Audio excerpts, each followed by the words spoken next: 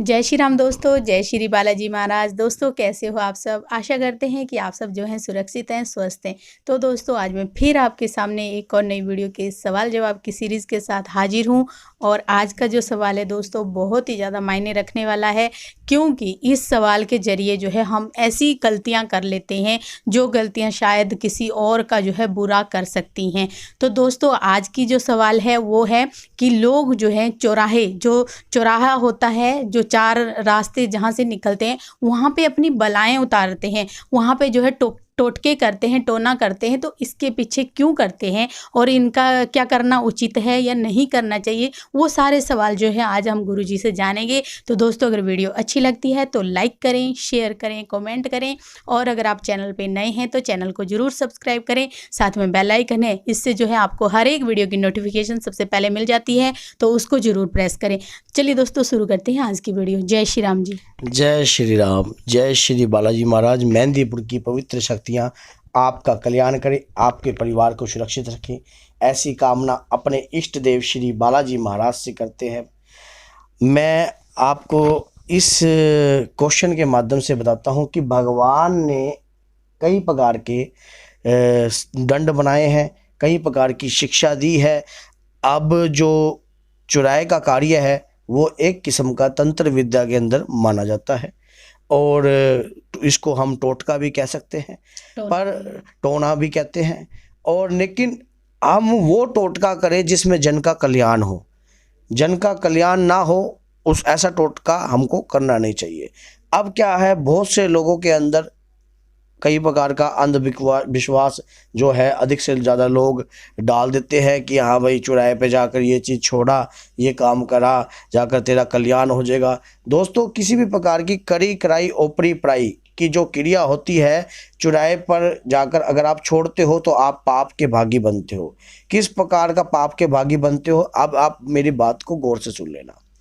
दोस्तों मान लो अगर किसी के परिवार अपने घर की तरफ जा रहा है और अपना उसके लड़के ने मिष्ठान मांग लिया और मिष्ठान लेकर वो जा रहा है, तो रास्ते में जो किया हुआ कार्यक्रम होगा और वो बेचारा भोला, स्वभाव से भोला है और उसका पैर उसके ऊपर रख देता है, तो उसी प्रकार से क्या होता है कि वो जो चीज़ जो किसी ने अपनी बला उतार कर वहाँ पर छोड़ दी, अब वो बला क्या हुआ, वो बला किसी और के ऊपर लग गई, तो क्या वो उचित माना गया? मैं आपसे इस बात का क्वेश्चन पूछता हूँ, क्या वो उचित माना गया? क्या वो सही माना गया? अगर क्या इस प्रकार का कार्य क्या हमें करना चाहिए?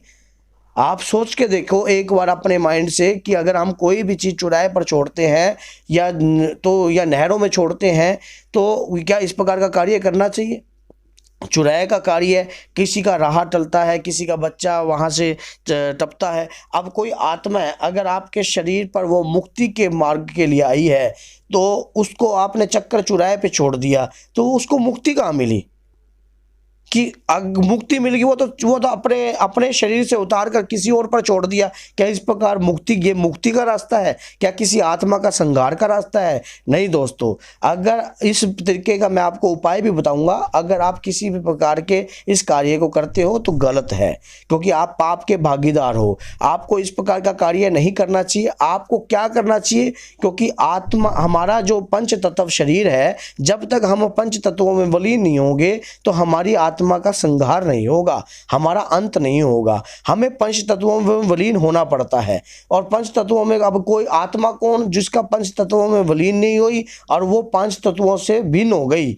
मान लो उसके पास 3 प्रकार के तत्व रह गए, जैसे कि एक मोबाइल है, उस मोबाइल के अंदर एक सिम चल रही है, उसकी 2050 की वैलिडिटी है, और अगर वो मोबाइल हमारा टूट जाता है तो सिम, this is a soul, soul is a आत्मा, आत्मा वो सिम जो है एक किस्म की आत्मा है, उसकी वैलिडिटी 2050 है। हम उस mobile this is A mobile is body dead हुई है। मान लो आपके शरीर की बॉडी डेड हुई है, लेकिन जो मोबाइल की बॉडी डेड हुई है उसका शरीर जो है वो तो सुरक्षित है, जो अंदर की आत्मा है जो सिम के रूप में है वो तो सुरक्षित है। अब दूसरे फोन में डालेंगे वो चल जाएगी। उसी प्रकार से अगर किसी के ऊपर कोई आत्मा तंग कर रही है, परेशान कर रही है, या किसी प्रकार का उसको दिक्कत दिक्कत दे रही है, दोस्तों चौराहे पे छोड़ना उचित नहीं है। आप उस आत्मा को श्री मेहंदीपुर बालाजी में छुड़वा के आइए। श्री मेहंदीपुर बालाजी के अंदर उस आत्मा का संहार होता है, वहाँ पर उनकी सही कदर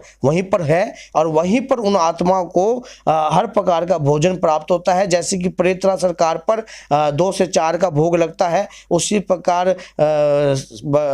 भैरव बाबा पर सैनिक भोग लगाया जाता है और अपना उड़द का भोग भी लगाया जाता है। उसी प्रकार समाधि वाले बाबा पर जलेबी का भोग लगता है, उसी प्रकार बाबा पर सवा मणि लगती है। तो उसी प्रकार से वो आत्मा को अगर हम गलत जगह छोड़ेंगे, चौराहे पे छोड़ेंगे, वो तो एक शरीर को पकड़कर दूसरे शरीर को पकड़ लेगी। लेकिन अगर मेहंदीपुर छोड़ेंगे तो वो कहीं ना कहीं वो ही आत्मा शुद्ध होकर बाबा की शक्ति का प्रचार करती है, बाबा की शक्ति का कार्य करती है। इस प्रकार में तो आपका नेक कार्य गिना जाएगा।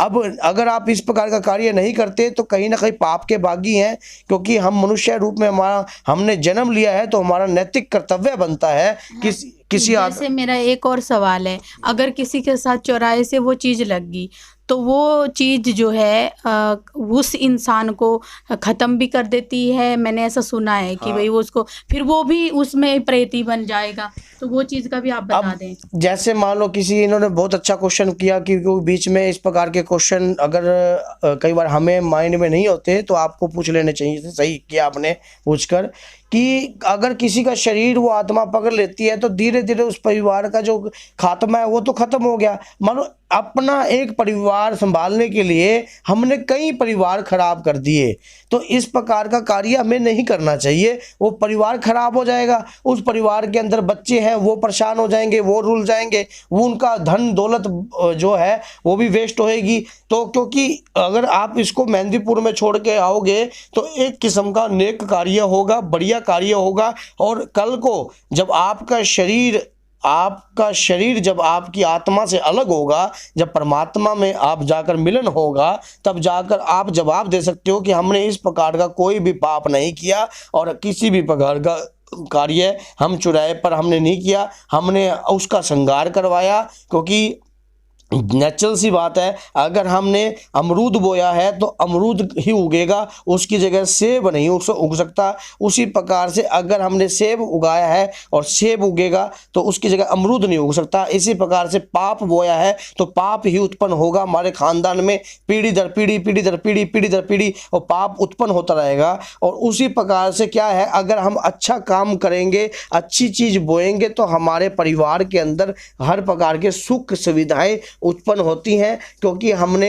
हर प्रकार का अच्छा कार्य किया है। तो इस प्रकार आपको आत्मा का संहार करवाना चाहिए, उसे मेहंदीपुर से जोड़ना चाहिए, मेहंदीपुर के अंदर उसको स्थान ग्रहण करवाना चाहिए, श्री राम जी की शरण दिवानी चाहिए।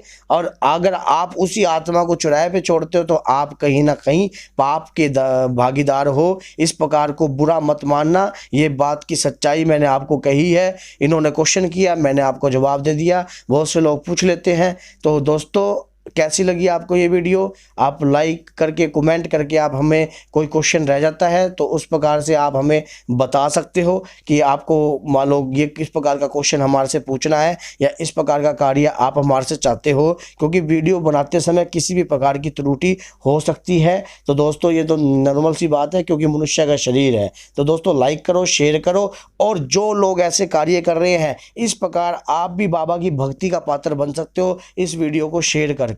तो दोस्तों जय श्री राम, जय श्री बालाजी महाराज।